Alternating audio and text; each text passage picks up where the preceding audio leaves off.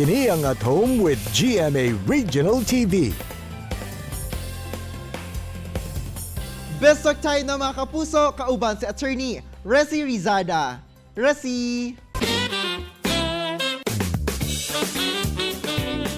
Thanks, Arjo! Maayong buntag mga kapuso. Welcome to Best Talk karong buntaga atong makauban ang kapuso actress wala lain kundi si kapusang Lovie Po. Maayong buntag, Lovie, and welcome sa At Home with GMA Regional TV. How are you? How are you doing? Good? I'm doing good po. Maayong buntag po sa inyong lahat dyan. Maraming salamat po sa At Home with GMA Regional TV for having me. Okay naman po ako dito ngayon. Nandito lang ako sa bahay pagkatapos ng trabaho ko yesterday po. Right. And for the past few months naman, Miss Lovie, what has kept you preoccupied at home?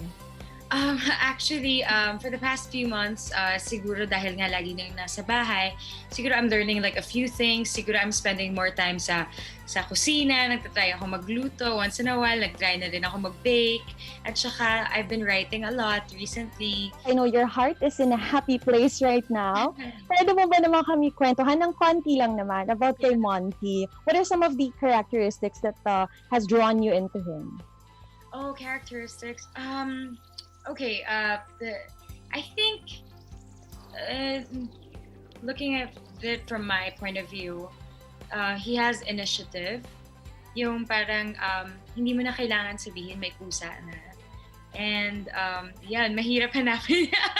Yes, that's true. And also, he's just such a nice person. I mean, such a good heart.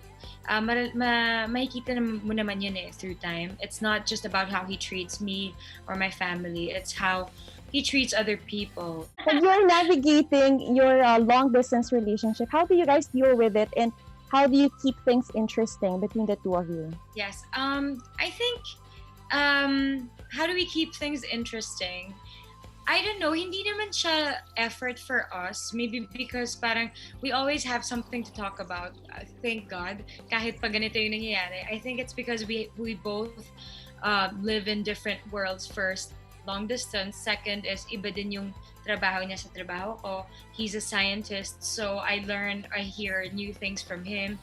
And then ako naman as an artist, I tell him like other things then. So it's just something na we have something that's common for us and something that's very different. So parang things stay interesting.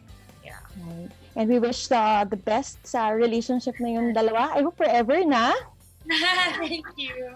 At eto, apart from that, you're also very lucky when it comes to your career, Lovie, kasi you've already been awarded 3 Best Actress Awards na, 3 Best Supporting Actress. How do you feel that you've achieved so much at this very young age? Oh wow, thank you so much. Unang-una sa lahat, ang sarap talaga ng pakiramdam na nagagawa mo yung gusto mong gawin talaga. Kumbaga, it doesn't feel like a chore. So nagpapasalamat talaga ako sa Diyos na talagang binigyan niya ako ng opportunity to be able to share the gift that He's given me.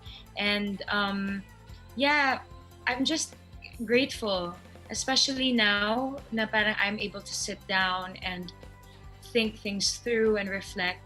Talagang dun mo ma-realize yung sa ganitong panahon kung gaano kakaswerte. Let's invite lahat ng ating mga kapuso dito sa Mindanao na abangan ang High Rise Lovers episode ng I Can See You series. And of course, please take this opportunity also to encourage them naman to follow you sa iyong social media accounts.